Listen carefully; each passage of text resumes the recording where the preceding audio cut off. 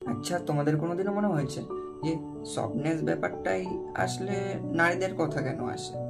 মানে আমি এটা বলছি না যে নারীরা শুধুমাত্র সফটনেস দিয়ে চেনা যায়, তবুও কোথাও না কোথাও পুরুষ আর নারী ভাগ করতে গিয়ে পুরুষের ভাগে শুধুমাত্র কঠোরটুকুই এসেছে কি? তো আজ কিছুটা এরকম লেগেছে, আয়ব ভালো লাগবে। কে কে জানে কেন পুরুষ লিখতে গিয়ে কেউ কঠোর লিখে দিল, আর নারীর ভাগে কমলতা পেল। গোলাপের পাপড়ি গেল স্ত্রীলিঙ্গে, আর কাঁটা এলো পুরুষের ভাগে।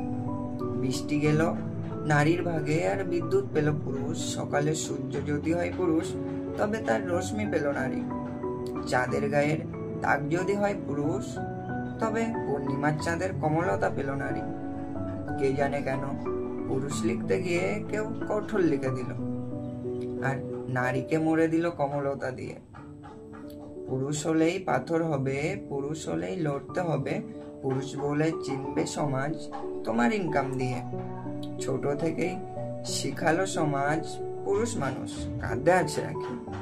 আচ্ছা, পুরুষ হলেই হাসতে হবে এমন নিয়ম কে লিখে দিল?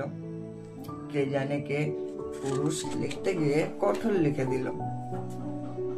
পুরুষ নামে কঠোর যখন সমাজই দিল জুড়ে, পুরুষ নামে কঠোর যখন সমাজই দিল জুড়ে, তবে কেন এই সমাজই করবে আশা প্রেম নিবেদন এই পুরুষই যেন আগে করে। কঠোর হবে নিজেই, আবার নারীর কমলতাকে রাখবে বাঁচিয়ে।